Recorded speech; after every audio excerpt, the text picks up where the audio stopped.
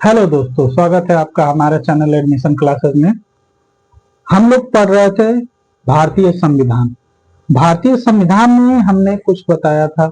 कल हमने राष्ट्र के प्रतीक के बारे में कुछ बताया था। हमने राष्ट्रीय गीत के बारे में बता दिया है कि नहीं। कल हमने जो बात किया था कि कल हम लोग क्या क्या पढ़े थे। कल हम लोग पढ़े थे राष्ट्रीय ध्वज के बारे में पढ़े थे हम लोग। फिर राष्ट्रीय चिन्ह के बारे में पढ़े थे, राष्ट्रीय गान के बारे में पढ़े थे, राष्ट्रीय गीत के बारे में पढ़े थे हम लोग। हाँ, यही सब पढ़े थे ना। तो एक बार हम लोग रिवीजन कर लें कि नहीं। हमारा राष्ट्रीय ध्वज क्या है, राष्ट्रीय गीत क्या है, राष्ट्रीय गान क्या है। हाँ? हाँ? कि नहीं, बताइए। राष्ट्रीय चिन्ह क्या है? हाँ? इसके बारे में भी हम लोग पढ़ लें थोड़ा सा। हाँ, इसका रिवीजन कर लेते हैं। देखिए, हमारा राष्ट्रीय ध्वज क्या है? तिरंगा है। तिरंगे की लंबाई कितनी होती है? 3:2 होती है। ठीक। तिरंगे में रंग कितने होते हैं? 4 रंग होते हैं। कौन कौन से होते हैं? केसरिया होता है, सफेद होता है, और हरा होता है, और एक नीला होता है। समझ में आया? नीला रंग। नीला रंग किसमें आता है? हा? नीला रंग जो चक्र होता है, चक्र में आता है। और तिरंगे के बीच में जो चक्र होता है, वो चक्र में कुल कितनी तिलियां होती हैं? 24 तिलियां होती हैं। वो 24 तिलियां किसका प्रतीक है? हाँ, 24 घंटे का प्रतीक है। किसका प्रतीक है? 24 घंटे का प्रतीक है। और इस तिरंगे झंडे को कब अपनाया गया था? 22 जुलाई 1947 को ये अपनाया गया था। कब अपनाया गया था? 22 जुलाई 1947 को अपनाया गया था। अच्छा, इसके बाद हमने बताया था राष्ट्रीय चिन्ह। राष्ट्रीय चिन्ह क्या है हमारा? सिंह स्तंभ है ना। यह सिंह स्तंभ कहां से लिया गया है? हमारे सारनाथ से लिया गया है। सारनाथ में सिंह स्तंभ रखा हुआ है, जिसमें 4 सिंह है। जो 4 सिंह है वो क्या है? वो बैठे हुए हैं एक दूसरे की तरफ पीठ कर कर। यानी वो एक दूसरे की पीठ कर कर बैठे हुए हैं। ठीक। और उस सिंह के नीचे अशोक चक्र है। ठीक। अशोक चक्र है। फिर उसके दाहिने तरफ क्या है? हाँ? दाहिने तरफ एक सांड है। सांड है। बाएं तरफ क्या है? एक घोड़ा है। सांड का प्रतीक क्या है? कृषि प्रधान अर्थव्यवस्था का प्रतीक है। और घोड़े का क्या प्रतीक है? हाँ, अदम्य शक्ति, परिश्रम, गतिशीलता का प्रतीक है। क्या प्रतीक है? अदम्य शक्ति और गतिशीलता का प्रतीक है। अच्छा, इसे अपनाया कब गया था? इसे अपनाया गया था 26 जनवरी 1950 को। और इसे कहां से लिया गया था? मुंडकोपनिषद से इसको लिया गया था। और मुंडकोपनिषद में एक लेख था, सत्यमेव जयते, जो इस पे लिखा रहता है, सत्यमेव जयते, वो मुंडकोपनिषद से लिया गया है। ठीक। हमने इसको नहीं लिखवाया था, इसको आप लोग लिख लीजिएगा। मुंडकोपनिषद से सत्यमेव जयते लिया गया था। ठीक।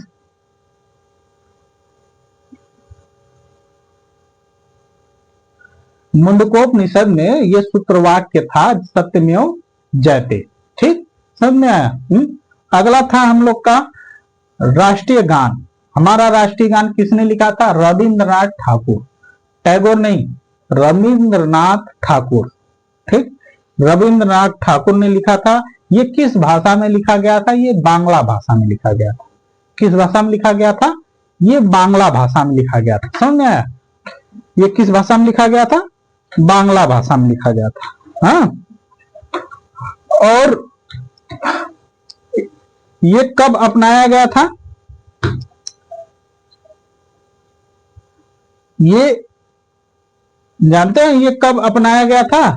24 जनवरी 1950 को ये अपनाया गया था। और सर्वप्रथम पहली बार कहां गया था, गाया गया था? 27 दिसंबर 1911 को भारतीय राष्ट्रीय कांग्रेस कोलकाता के 26वें अधिवेशन में गाया गया था। ठीक, ये कोलकाता के 26वें अधिवेशन में गाया गया था। ठीक, और इसे गाने की जो प्रक्रिया है वो कितने सेकंड में होती है? 52 सेकंड में। ये चीज याद रहना चाहिए। कितने सेकंड में हमारा राष्ट्रीय गान कितने सेकंड में गाया जाता है? 52 सेकंड में गाया जाता है। ठीक, 52 सेकंड में गाया जाता है। हाँ,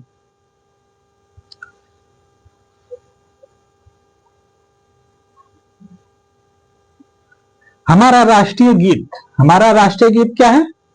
वंदे मातरम। हाँ, हमारा राष्ट्रीय गान क्या था? जनगण मन। ठीक, हमारा राष्ट्रीय गान जनगण मन था, हमारा राष्ट्रीय गीत वंदे मातरम। ठीक, वंदे मातरम किसने लिखा था? बंकिम चंद्र चटर्जी। और राष्ट्रीय गीत किसने लिखा था? रविंद्रनाथ ठाकुर। ठीक, ये चीज याद रहना चाहिए। राष्ट्रीय गीत किसने लिखा था? राष्ट्रीय गान किसने लिखा था? राष्ट्रीय गान लिखे थे रविंद्रनाथ ठाकुर। ठीक, और राष्ट्रीय गीत किसने लिखा था? बंकिम चंद्र चटर्जी ने। ठीक, और इसे अपनाया कब गया था? इसे अपनाया गया था 24 जनवरी 1950 को। ठीक, ये पहली बार कब गाया गया था? 1896 में भारतीय राष्ट्रीय कांग्रेस के 12वें अधिवेशन में कोलकाता में गाया गया था। ये किस भाषा में लिखा गया था? ये बांग्ला भाषा में लिखा गया था। ठीक, ठीक, ये किस उपन्यास से लिया गया था? हाँ, ये किस उपन्यास से लिया गया था? ये आनंद मठ उपन्यास से इसे लिया गया था। ठीक, इतना तक तो हमने बता दिया था। आज हम लोग चलेंगे थोड़ा आगे, देखेंगे आगे क्या देखेंगे। हमने कल एक क्वेश्चन किया था। क्या क्वेश्चन किया था? हमने एक क्वेश्चन किया था कि हमारा राष्ट्रीय पंचांग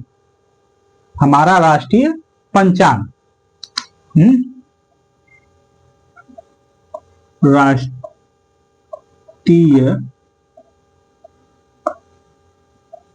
चांग, हमारा राष्ट्रीय पंचांग, इसके बारे में हम थोड़ा जान लेते हैं। राष्ट्रीय पंचांग होता क्या है? भारत का राष्ट्रीय कैलेंडर। हाँ, राष्ट्रीय कैलेंडर, इसे राष्ट्रीय पंचांग इसे कहते हैं। भारत का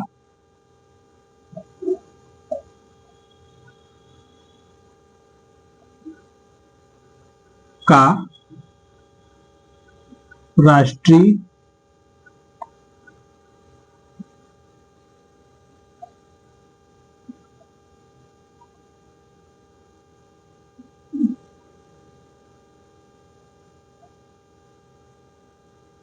कैलेंडर।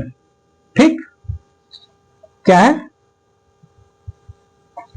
कैलेंडर है ना, कैलेंडर। ठीक,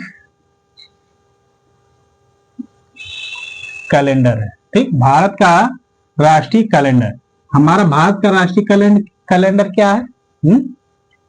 सरकारी सिविल कैलेंडर। भारत का राष्ट्रीय कैलेंडर क्या है? हाँ, सरकारी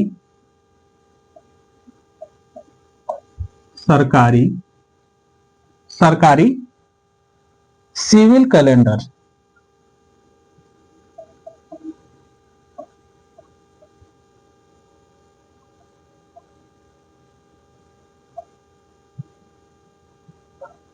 ठीक, सरकारी सिविल कैलेंडर। ठीक है। अच्छा, हमारा सरकारी सिविल कैलेंडर किस पर आधारित है? शक सम्मत पर आधारित है। यहां पे लिख लीजिए, अब इसको हम यहां पे लिखते हैं। हाँ,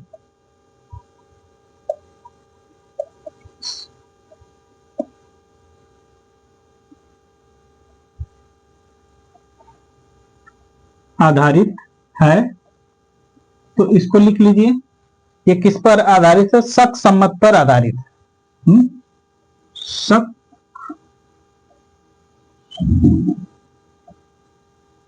सम्मत, संवत सम्मत सम्मत नहीं होता, संवत होता है। ठीक, इसको इसलिए संवत पर आधारित है।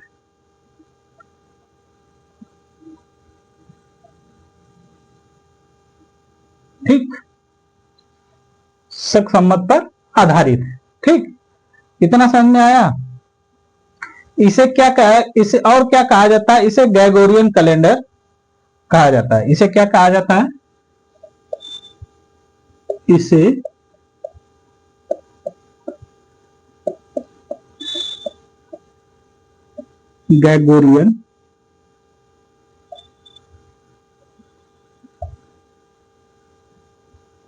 ग्रेगोरियन कैलेंडर कहा जाता है। ठीक, ग्रेगोरियन कैलेंडर कहा जाता है। ठीक है। इसे कब अपनाया गया था? 22 मार्च 1957 को अपनाया गया था।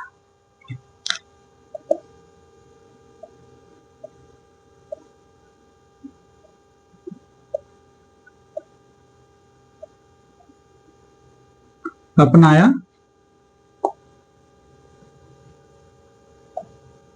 22 मार्च 1957 को, 22 मार्च 1957 को अपनाया गया था। इस कब अपनाया गया था? गया गया दो बार लिख दिए क्या? हाँ, गया था। ठीक, 22 मार्च 1947 को इसे अपनाया गया था। ठीक, इसे क्या कहते हैं? ग्रेगोरियन। इसे ग्रेगोरियन कैलेंडर कहते हैं। ठीक, और इसका शक सम्मत पर आधारित है। ठीक है। इसे सरकारी सिविल कैलेंडर भी कहा जाता है। ठीक, भारत का राष्ट्रीय कैलेंडर, भारत का राष्ट्रीय कैलेंडर क्या है? सरकारी सिविल कैलेंडर, यानी शक सम्मत पर आधारित है। हाँ, ग्रेगोरियन कैलेंडर कहा जाता है। ठीक, इतना समझ में आ गया।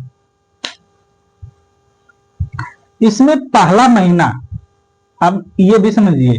हाँ, ये तो इसके बारे में जानिए। इसका पहला महीना, पहला महीना कौन सा होता है? हाँ? चैत्र होता है। कौन होता है? चैत्र। चैत्र होता है। चैत्र, चैत्र किसे कहते हैं? 22 मार्च को, 22 मार्च को पहला चैत्र होता है। 22 मार्च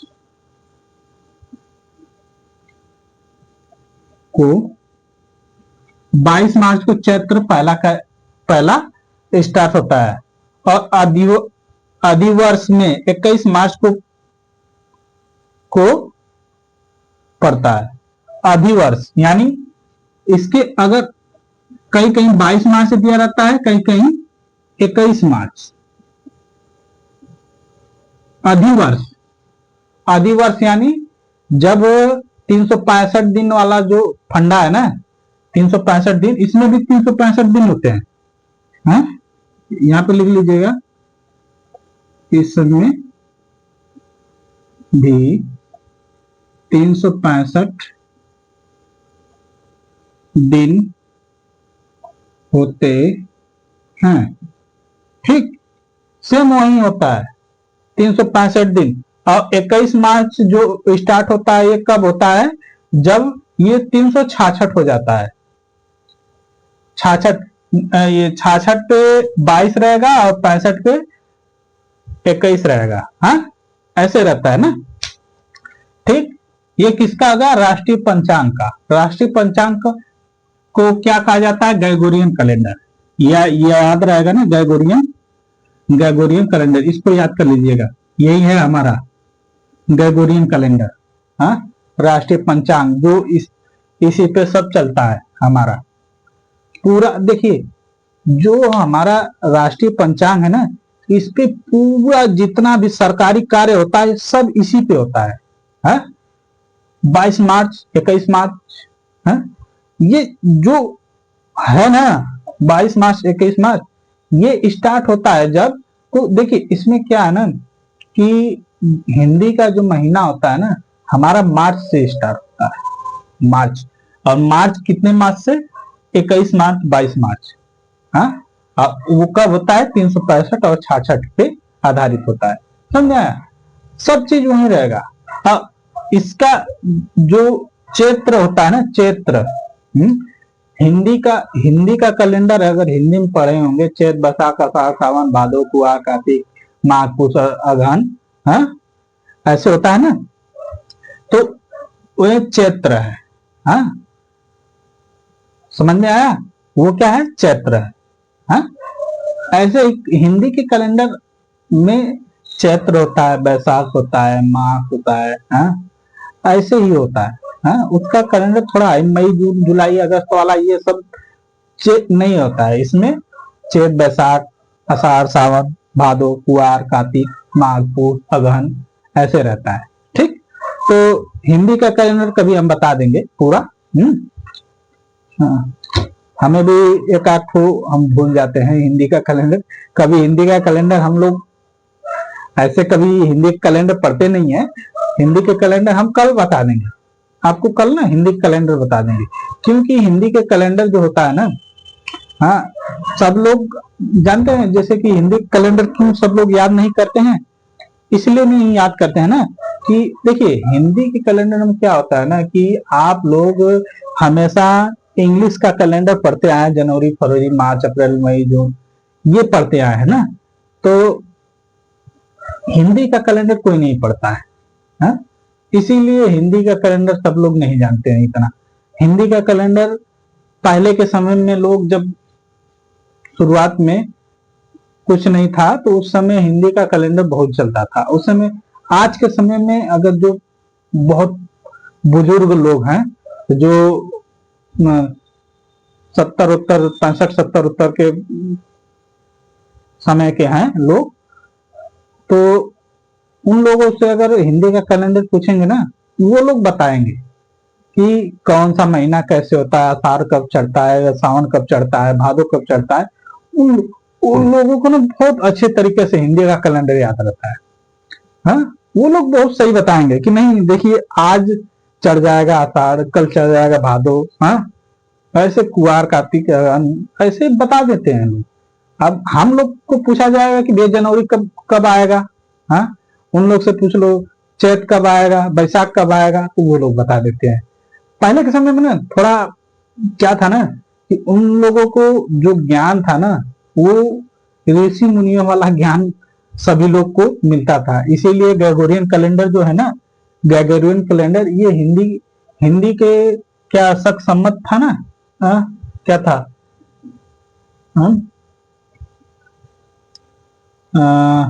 शक सम्मत, शक सम्मत पर आधारित था। ठीक, शक सम्मत पर आधारित था। हमने बताया ना कि ग्रेगोरियन कैलेंडर किस पे आधारित है? शक सम्मत पर आधारित, शक सम्मत पर आधारित है। हाँ, तो देखिए ये कैलेंडर बहुत, हिंदी का कैलेंडर बहुत, तो आप ये नहीं है कि नहीं आप लोग जान पाएंगे, बहुत आसानी से आप लोग जान जाएंगे। हाँ, तो आगे हम लोग बढ़ते हैं, आगे हम लोग देखते हैं क्या, हम लोग को आर्टिकल भी पढ़ना है ना, बताइए हम लोग को आर्टिकल भी पढ़ना है, लेकिन हम थोड़ा सा इसमें इसलिए जानकारी थोड़ा सा दे रहे हैं ना कि आप लोग को ये सब चीज कभी बताया नहीं जाता है। हाँ, बहुत लोग को तो पता नहीं होगा कि हमारा राष्ट्रीय कैलेंडर कौन सा है।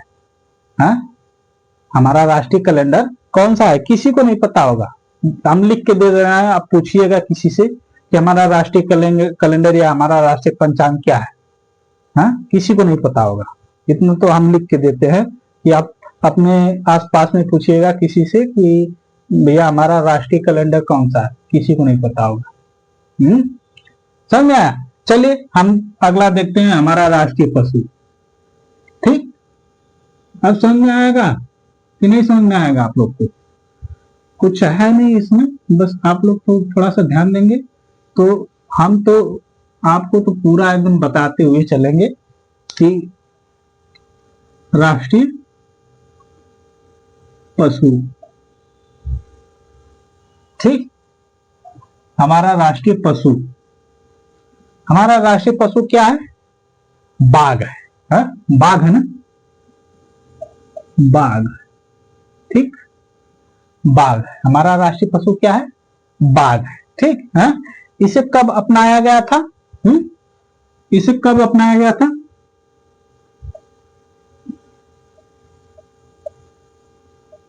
अपनाया गया, कब अपनाया गया? 1973 में, 1973 में, 1973 में बंगाल टाइगर,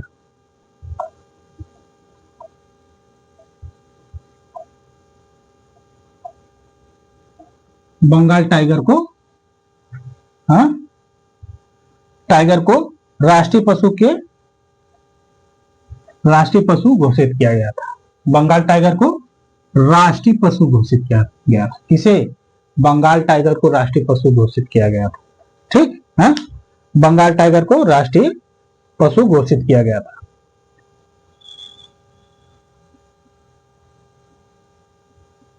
अच्छा ये बताइए, बाघों को बचाने के लिए कौन सा एक प्रोजेक्ट प्रारंभ किया गया था? हाँ, बाघों के संरक्षण के लिए, हाँ, बाघ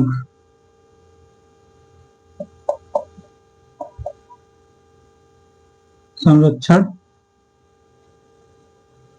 के लिए कौन सा प्रोजेक्ट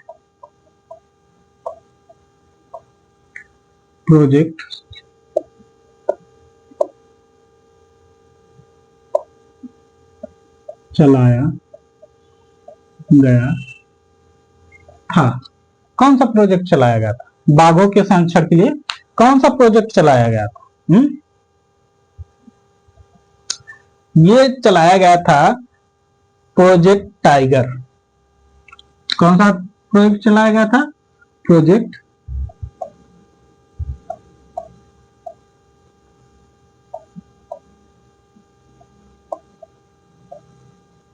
टाइगर, ठीक। प्रोजेक्ट टाइगर चलाया गया था।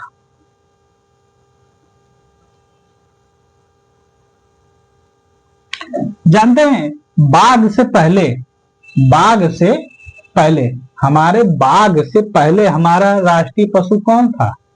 हाँ, इसको भी लिख लीजिए। हाँ, बाघ से पहले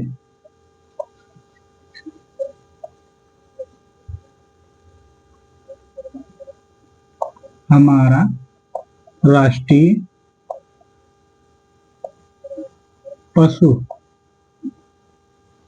पशु कौन था? शेर था। पशु शेर था,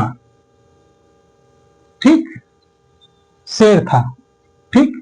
इसके बारे में जानिएगा। हाँ, समझा? देखिए हम जो अंडरलाइन कर रहे हैं ना, यही चीज मेन है। हाँ, शेर यानी बाघ से पहले हमारा राष्ट्रीय पशु क्या था? शेर था। इसके बारे में समझ में आ गया ना? अब इसमें क्या है? हमारा राष्ट्रीय पशु बाघ है। अपनाया गया था कब? 1973 में अपनाया गया था बंगाल टाइगर को। 1973 में अपनाया गया था बंगाल टाइगर को, ठीक। इतना समझ में आ गया? बंगाल टाइगर को अपनाया गया था। फिर इसके बाद क्या किया गया था? हाँ, इसके बाद बाघ संरक्षण के लिए कौन सा प्रोजेक्ट चलाया गया था? Project tiger. कौन सा प्रोजेक्ट चलाया गया था? प्रोजेक्ट टाइगर चलाया गया था, ठीक। ये समझ में आ गया? अब आगे चलते हैं, देखते हैं हमारा राष्ट्रीय पक्षी। समझ में आ गया? ये आगे चलते हैं, हम देखते हैं राष्ट्रीय पक्षी। हमारा राष्ट्रीय पक्षी। अच्छा, हमारा राष्ट्रीय पक्षी क्या है? हाँ, हमारा राष्ट्रीय पक्षी क्या है? मोर है? मयूर। मयूर, मयूर, मोर नहीं, मयूर। मयूर है, मयूर।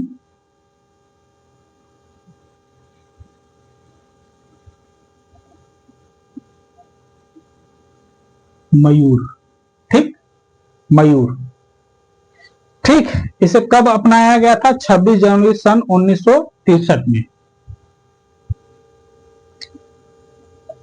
इसे 26 जनवरी 1963 में अपनाया गया था, ठीक, अपनाया गया था। समझ आया? यानी 1963 में इसे अपनाया गया था, ठीक, समझ आया? 1963 में इसे अपनाया गया।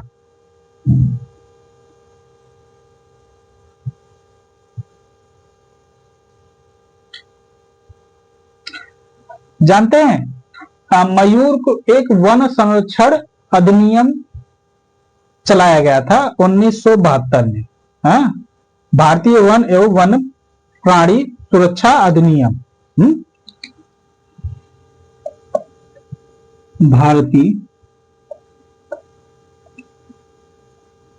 भारतीय वन एवं वन्य प्राणी, वन एवं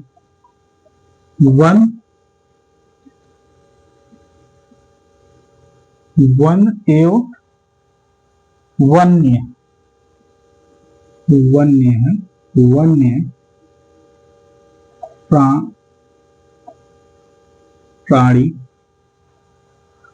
प्राणी सुरक्षा अधिनियम।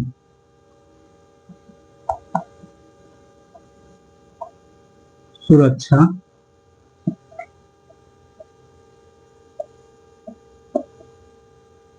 अधिनियम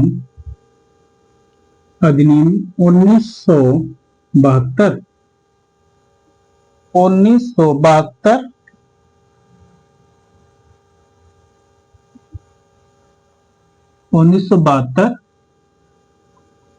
चलाया गया था। हाँ,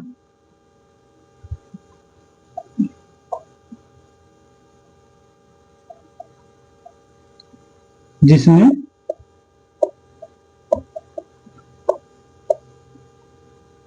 मयूर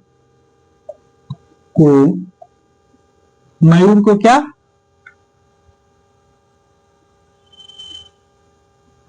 मयूर को पूर्ण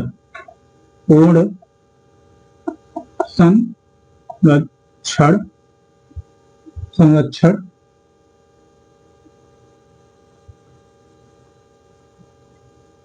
प्राप्त है, ठीक, पूर्ण संरक्षण प्राप्त है, ठीक।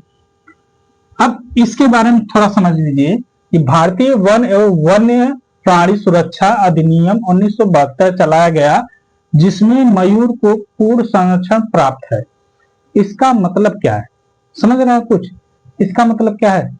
जैसे कि हम कह दें कि अगर कहीं मोर दिखा, हाँ, मोर दिखा, तो आप उसको मार नहीं सकते हैं, हाँ, मार नहीं सकते हैं, उसको कोई हानि पहुंचा नहीं सकते हैं, ठीक, उसको मार नहीं सकते हैं, उसको कोई हानि नहीं पहुंचा सकते हैं।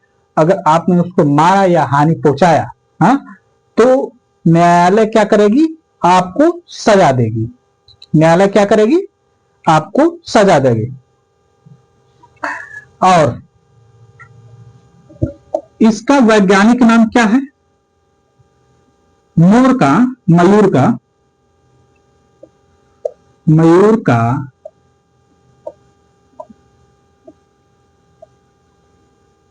वैज्ञानिक नाम, मयूर का वैज्ञानिक नाम क्या है? पाओ की स्टेटस, पाओ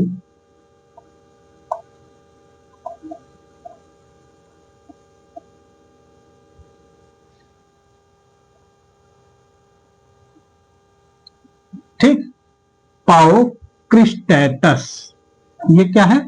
मयूर का, मयूर का वैज्ञानिक नाम। ये चीज आपको याद होना चाहिए कि मयूर का वैज्ञानिक नाम पूछता है, जरूर पूछता है, कभी ना कभी जरूर पूछता है। मयूर का वैज्ञानिक नाम क्या है? पाओ क्रिस्टेटस। ठीक, इतना समझ में आ गया होगा सभी लोगों को? कि नहीं?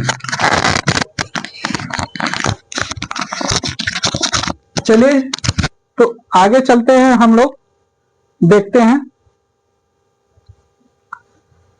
आगे हम लोग का क्या है।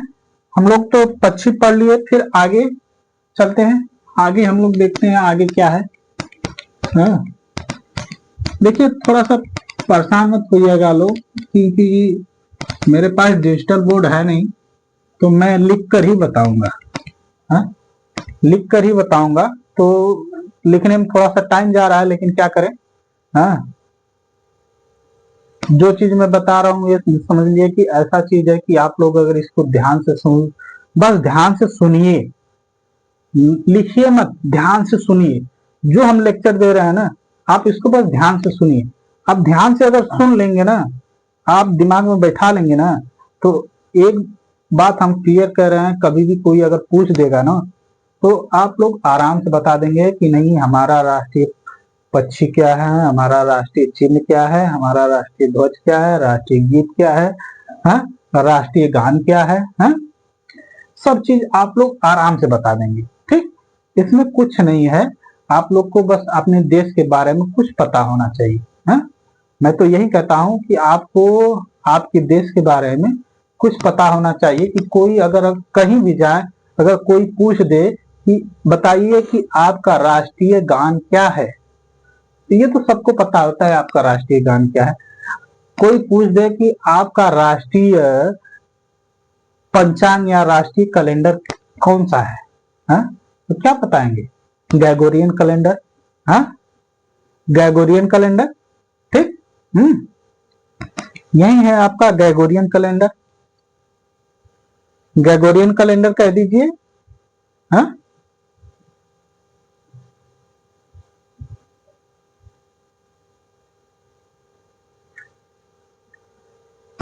ठीक, तो आगे चलते हैं, आगे हम लोग देखते हैं हमारा राष्ट्रीय पुष्प। हाँ, पुष्प, पुष्प हमारा क्या है? राष्ट्रीय पुष्प क्या है? हमारा राष्ट्रीय पुष्प क्या है? कमल है। क्या राष्ट्रीय पुष्प? कमल है। अच्छा, कमल है ना, कमल, कमल को आप लोग देखे होंगे, वो हमेशा किसमें खिलता है? कीचड़ में खिलता है ना। है? कमल हमेशा कीचड़ में खिलता है। और कमल किसका प्रतीक है? हा? पवित्रता, उपलब्धि, लंबे जीवन और अच्छे भाग्य का प्रतीक है। हा? कमल, इसके बारे में बस इतना जान लीजिएगा, कमल किसका प्रतीक है? हा? तो लिख दीजिएगा पवित्रता, पवित्रता, पवित्रता और उपलब्धि।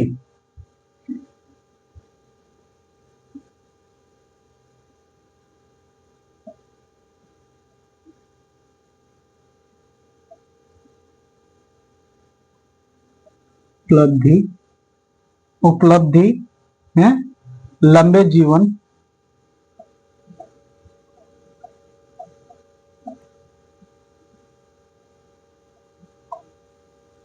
लंबे जीवन और लंबे जीवन और अच्छे भाग्य, और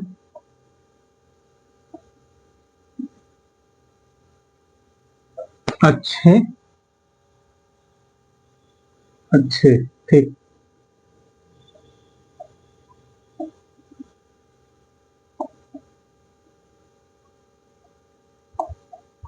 अच्छे भाग्य का। ठीक, ये किसका प्रतीक है? हा? ये प्रतीक है पवित्रता, उपलब्धि, लंबे जीवन और अच्छे भाग्य का प्रतीक। कमल किसका प्रतीक है? हा? पवित्रता, उपलब्धि, लंबे जीवन और अच्छे भाग्य का प्रतीक है। हा? ठीक, समझ में आया? हमारा राष्ट्रीय पुष्प किसका प्रतीक है? पवित्रता, उपलब्धि, लंबे जीवन और अच्छे भाग्य का प्रतीक है। समझ में आया? यही है। ठीक, अब आगे चलते हैं। हमारा राष्ट्रीय वृक्ष, हमारा राष्ट्रीय वृक्ष,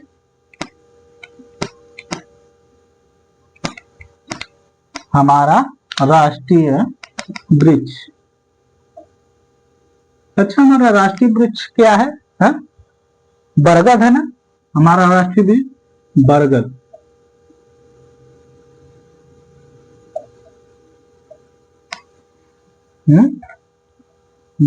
अच्छा, बरगद है ना, बरगद नहीं, बरगद, गद, बरगद। ठीक, बरगद है। ठीक, बरगद है ना, बरगद। अच्छा, बरगद के बारे में आप लोग को पता है एक चीज? हाँ, बरगद के बारे में आप लोग को एक चीज पता है? बरगद हमारा राष्ट्रीय वृक्ष क्यों बना? हाँ, जानते हैं? बरगद हमें 90% ऑक्सीजन देता है, दिन में भी देता है, रात में भी देता है। 90% क्या करता है? वो ऑक्सीजन देता है। हाँ? इसीलिए बरगद हमारा क्या है? राष्ट्रीय वृक्ष है। ठीक, समझ में आया? अब हमारा राष्ट्रीय फल, हमारा राष्ट्रीय फल, राष्ट्रीय फल, राष्ट्रीय फल क्या है? आम है। आम ही क्यों है? जानते हैं? हमारे भारत में सबसे ज्यादा आम होते हैं। हाँ? हमारे उत्तर प्रदेश में, हाँ, लखनऊ में आम बहुत होते हैं। हाँ, लखनऊ में आम बहुत होते हैं इधर। हाँ, यानी ये समझिए कि हमारे देश में आम बहुत ज्यादा उगते हैं। ठीक, इसीलिए हाँ, हमारा देश का जो फल है वो आम है। आम सबसे रसीला होता है। ठीक, हाँ, ये सीजनी फल होता है। हाँ, हमेशा नहीं मिलता है, सीजन में मिलता है। ठीक, और ये किस समय मिलता है? अप्रैल मई के समय में मिलता है। अप्रैल, मार्च, अप्रैल और मई, ये 3 महीने तक आम मिलता है। फिर उसके बाद कम चांस है कि कहीं मिल जाए आम सीजन वाला। वो तो स्टोरेज वाला तो आप 12 महीने पा जाएंगे। हाँ, ये हो गया। हम चलते हैं अपना राष्ट्रीय नदी के बारे में पढ़ते हैं। हाँ, राष्ट्रीय नदी, नदी हमारी कौन सी है? गंगा, गंगा नदी। अच्छा, गंगा नदी, गंगा नदी, ठीक, यह भारत की सबसे लंबी नदी है। यह भारत की सबसे लंबी नदी है। कितनी लंबी है? 25-25 किमी। हाँ, किमी। ठीक, 25-25 किमी यानी 2525 किमी इसकी लंबाई है। ठीक, सबसे लंबी नदी है। समझ आया? अच्छा, गंगा नदी कहां से निकलती है? गंगा नदी, गंगा नदी कहां से निकलती है? हाँ? उत्तराखंड के हिमालय में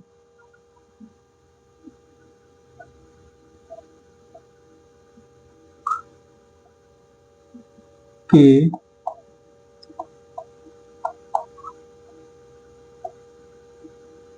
हिमालय से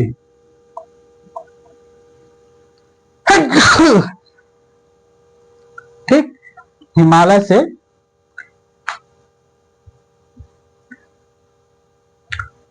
से गंगोत्री हिमनद से निकलती है। हिमालय से गंगोत्री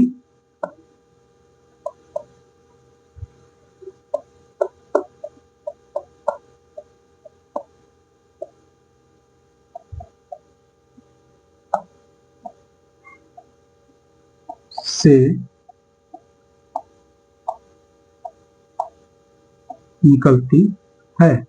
ठीक, हाँ, हिमनद से निकलती है।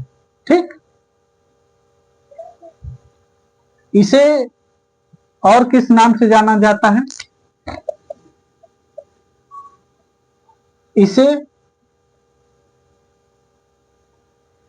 इसे उत्तराखंड में भागीरथी के नाम से जाना जाता है। इसे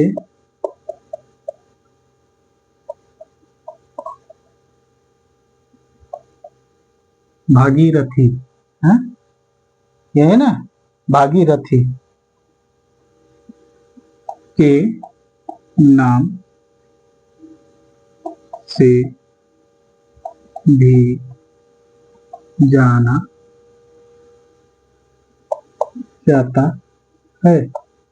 ठीक, हाँ, भागीरथी के नाम से भी जाना जाता है। ठीक, गंगा नदी की बात कर रहे हैं। ठीक, आज हम इसको थोड़ा सा लेट होगा तो क्या हुआ, हम इसको थोड़ा कंप्लीट करके ही, खत्म करके ही, इसमें क्या है, अभी तो गंगा नदी है, फिर विरासत पशु है, हाँ, फिर उसके बाद मुद्रा है, हाँ, जलीय जीव है, मतलब 3-4 और हैं। इसके बारे में हम आपको थोड़ा सा बता देंगे, फिर इसके बाद ये क्लास खत्म करेंगे। फिर जब अगले दिन हम लोग आएंगे तो अगले दिन से हम लोग आर्टिकल स्टार्ट करेंगे, अनुच्छेद स्टार्ट करेंगे। ठीक, अनुच्छेद में देखिए हम पूरा डीपली नहीं बताएंगे। डीपली मतलब अब आर्टिकल 1 में क्या है, उसके अंदर क्या होता है, भारत के राज्यों का संघ के बारे में बताया गया है, और भारत के जैसे राज्यों के संघ के बारे में बताया गया है, और उसमें क्या क्या बताया गया है, अब उसके बारे में हम पूरी डीपली बात नहीं करेंगे, क्योंकि हमें डीपली जानकारी नहीं चाहिए। है, परीक्षा में, वनडे एग्जाम में हम कभी डीपली नहीं पूछता है। यूपीएससी के एग्जाम जो होता है उसमें भी प्री में डीपली नहीं पूछता है, मेंस में डीपली पूछता है। ठीक, तो हमें यूपीएससी का एग्जाम तो देना नहीं है कि हम यूपीएससी में इसमें देखेंगे। तो हम लोग जो जिसका वनडे एग्जाम के लिए तैयारी कर रहे हैं, तो वनडे के एग्जाम के थ्रू हम लोग जितना हम बेस तैयार कर सकते हैं उतना तैयार कर लेंगे हम लोग। ठीक, तो ये नदी के बारे में हो गया। आगे हम लोग चलते हैं, हाँ, इसको थोड़ा जल्दी करके हम खत्म करते हैं, फिर हम लोग चलते हैं आर्टिकल पे, नहीं तो हमारा भारतीय संविधान ऐसे लिखा ही रह जाएगा, हम लोग कई क्लास ऐसे ही करते रह जाएंगे। हाँ, ठीक, अगला हम लोग का क्या है, विरासत पशु।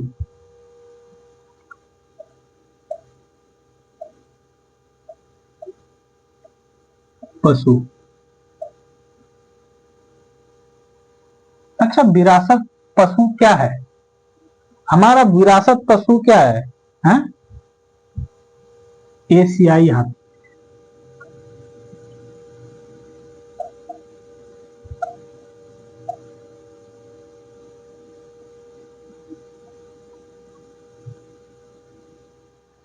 ठीक, एशियाई हाथी है। एशियाई हाथी है, क्यों? अच्छा, सॉरी, थोड़ा, अच्छा इसको हम ऐसे लिखे, सही है, लेकिन हम थोड़ा इसको बड़ा लिखे।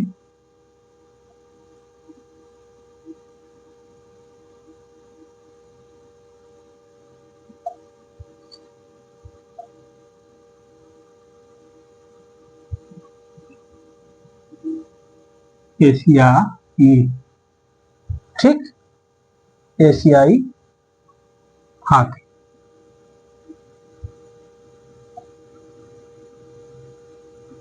ठीक, एशियाई हाथी थोड़ा बड़ा इसलिए लिख रहे हैं ना कि आप लोग को ये डिजिटल बोर्ड है नहीं कि दिखेगा, तो इसीलिए हम थोड़ा बड़ा लिख रहे हैं इसको।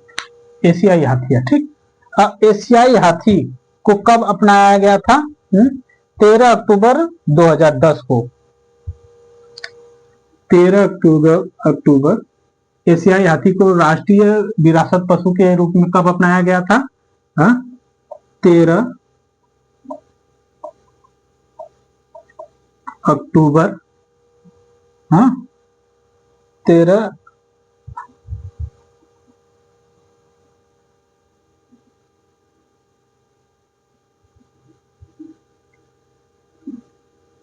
अक्टूबर है ना, अक्टूबर, 13 अक्टूबर 2010 को, 2010 को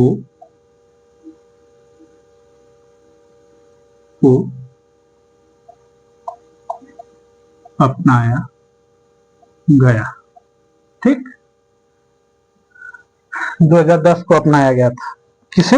एशियाई हाथी को, विरासत पशु के रूप में इसे अपनाया गया था।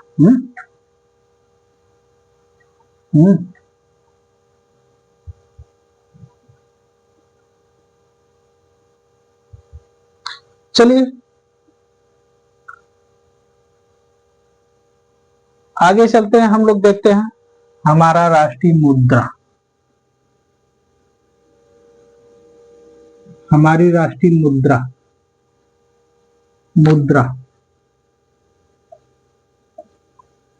राष्ट्रीय मुद्रा, हमारा राष्ट्रीय मुद्रा क्या है? हमारा राष्ट्रीय मुद्रा क्या है? रुपए, रुपए है ना, रुपए, रुपया या रुपए, रुपए, ठीक, रुपए। इसे कब अपनाया गया था? 15 जुलाई 2010 को।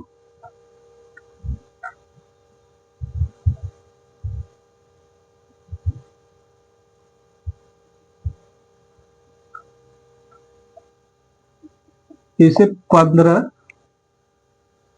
जुलाई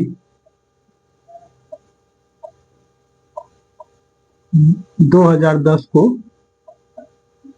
रुपया अपनाया गया था, ठीक, रुपया के रूप में इसे अपनाया गया था, ठीक, समझ में आया?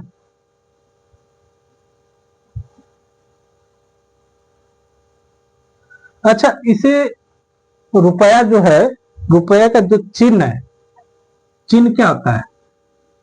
रुपये का चिन्ह यानी ऐसे था ना, रुपया ऐसे है ना, रुपया में ऐसे हम लोग का रहता है ना, हाँ? ये जो चिन्ह है ये कैसे बना? ये प्रतीक जो है ये कैसे बना, इसके बारे में हम लोग जान लेते हैं थोड़ा सा। रुपए का नया प्रतीक,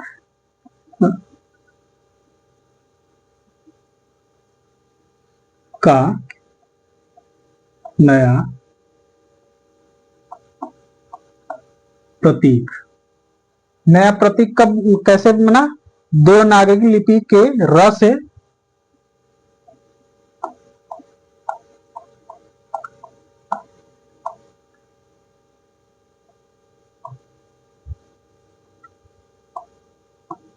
लिपि के र से, ठीक, र से और रोमन लिपि के आर से, और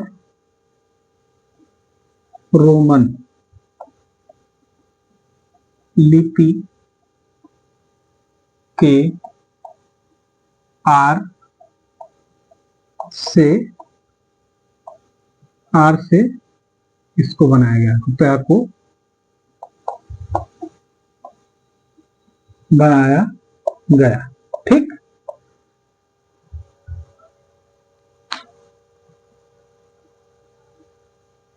ठीक, और ये जो र का डिजाइन है, डिजाइन, ये डिजाइन किसने दिया था? है? र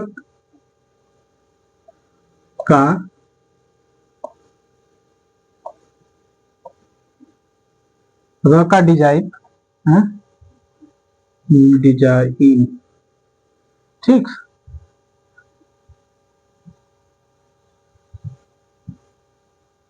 डिजाइन या डिजाइनर होता है ना, डिजाइनर यानी जो बनाने वाला डिजाइनर होता है ना, डिजाइनर। डिजाइनर कौन था? डॉक्टर उदय कुमार।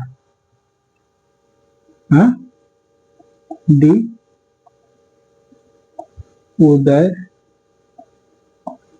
कुमार, ठीक, उदय कुमार, ठीक।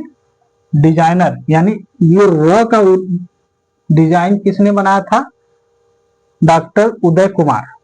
इन्होंने इसे र का डिजाइन बनाया था। समझ में आया? ये समझ में आ गया मुद्रा के बारे में? हाँ, मुद्रा यानी रुपए के बारे में। हाँ, इसके बारे में समझ में आ गया तो हम आगे चलते हैं थोड़ा सा। हाँ?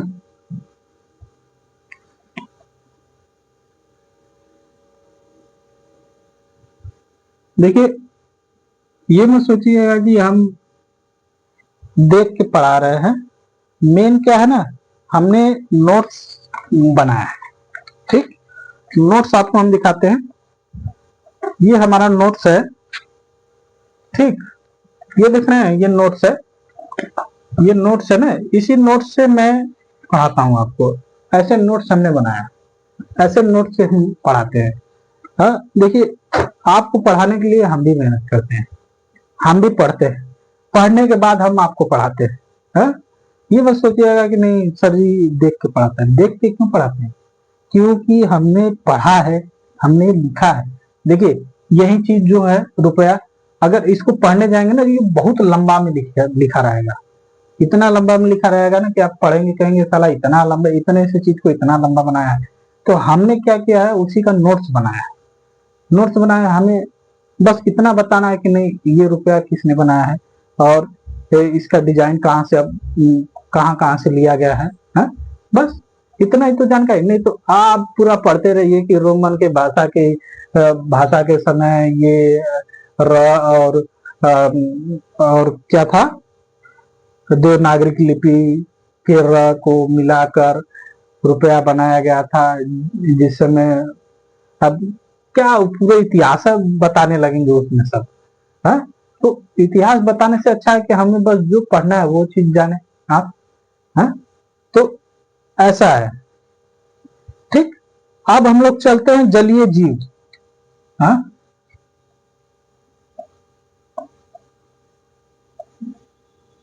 जीव। अच्छा, जलीय जीव, हमारा जलीय जीव क्या है? मीठे पानी की डॉल्फिन है। हाँ? डॉल्फिन,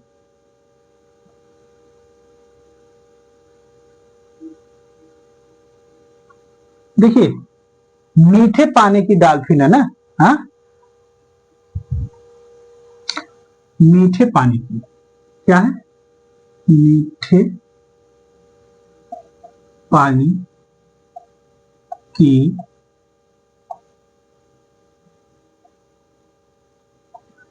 डॉल्फिन, ठीक। मीठे पानी की डॉल्फिन, ठीक। मीठे पानी की डॉल्फिन, ये मीठे पानी की डॉल्फिन हमने क्यों कहा? हाँ? क्योंकि ये जो डॉल्फिन है, ये हमारे मीठे पानी, खारे पानी, समुद्र का पानी खारा होता है, ठीक। ये खारे पानी में नहीं पाई जाती है, ये मीठे पानी में पाई जाती है, ठीक। और इसे कब अपनाया गया था? 18 मई 2010 को भारत के पर्यावरण एवं वन्य जीव मंत्रालय द्वारा इसे राष्ट्रीय एक्वाटिक पशु के रूप में गंगा डॉल्फिन को अपनाया गया था, ठीक। हाँ, तो इसको बस सीधा आप लोग लिख लीजिए। हाँ, कि 18 मई 2010 को, 18 मई 2010 को इसे अपनाया गया था।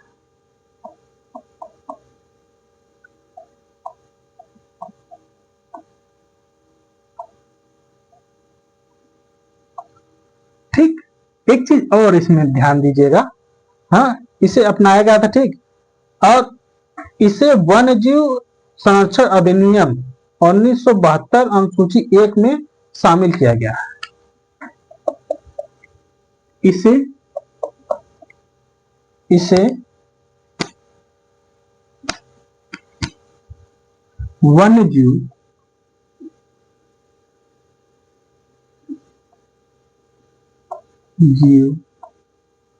वन्य जीव संरक्षण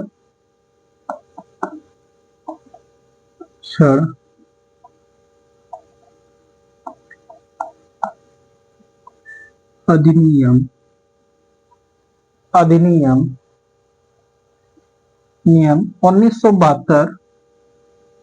1972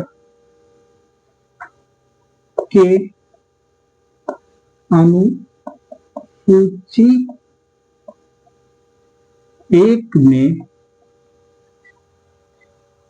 अनुसूची 1 में शामिल किया गया।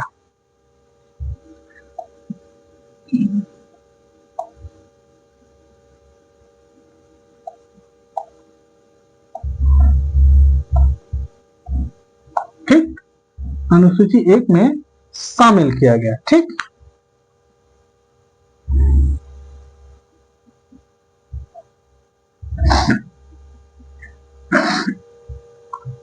और इसको शामिल करने के लिए कौन कौन लोग इसमें शामिल थे, तो देखिए 5 अक्टूबर 2009 को तत्कालीन प्रधानमंत्री मनमोहन सिंह की अध्यक्षता में हुई गंगा नदी घाटी प्राधिकरण की बैठक के बिहार के तत्कालीन मुख्यमंत्री नीतीश कुमार के सुझाव पर गंगा डॉल्फिन को राष्ट्रीय जलीय जीव घोषित किए जाने का आग्रह किया गया था, ठीक। इसमें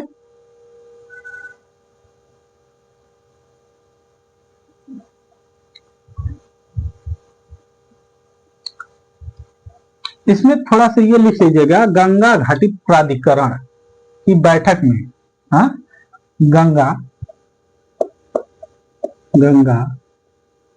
घाटी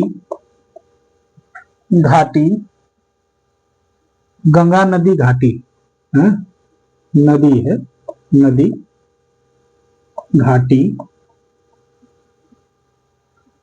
घाटी प्राधिकरण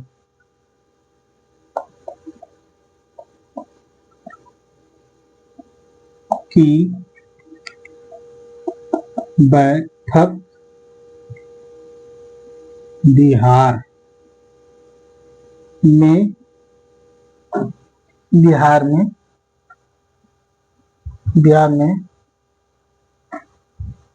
मुख्यमंत्री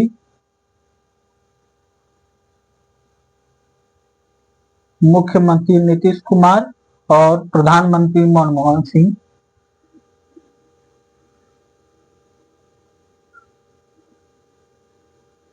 बिहार में मुख्यमंत्री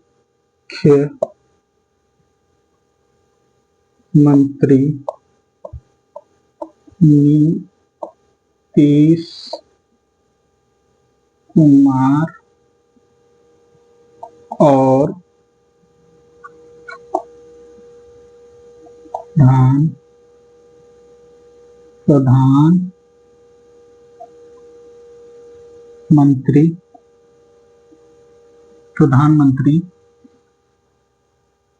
प्रधानमंत्री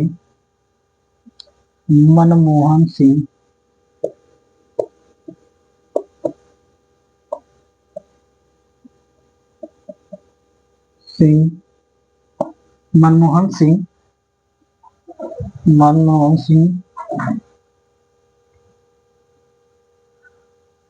के सुझाव पर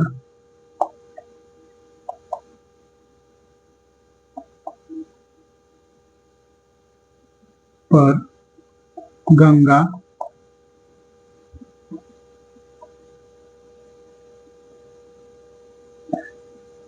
गंगा डॉल्फिन को राष्ट्रीय जलीय जीव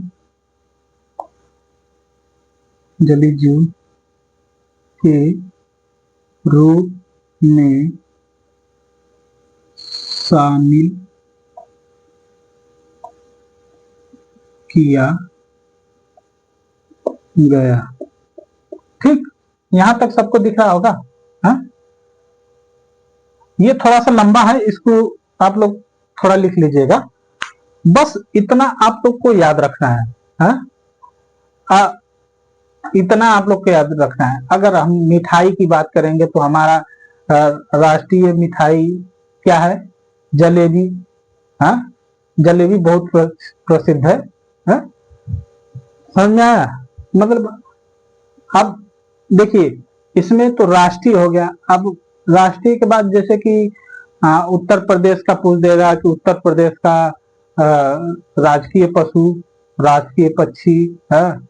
राजकीय, ये राष्ट्रीय हो गया। राजकीय यानी राज्य का, उत्तर प्रदेश एक राज्य है, राज्य का पूछ देगा कि राज्य का पशु क्या है, राज्य का पक्षी क्या है, राज्य का।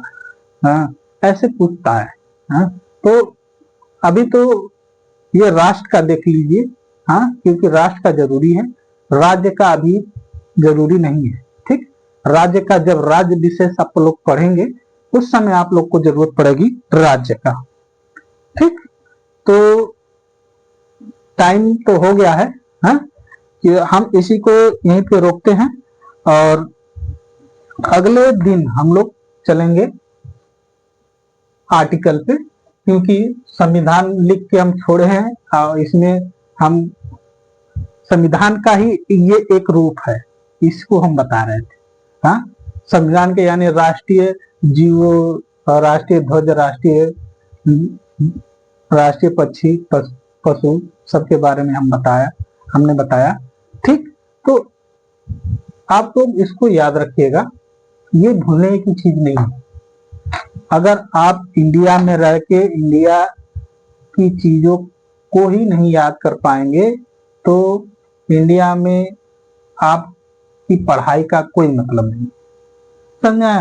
क्योंकि आप इंडिया में रह के आप इंडिया की चीज को ही नहीं जानते, आपने अपने राष्ट्रीय पक्षी को ही नहीं जानते, आप अपने राष्ट्रीय पशु को नहीं जानते, आप अपने राष्ट्रीय पंचांग को ही नहीं जानते हैं।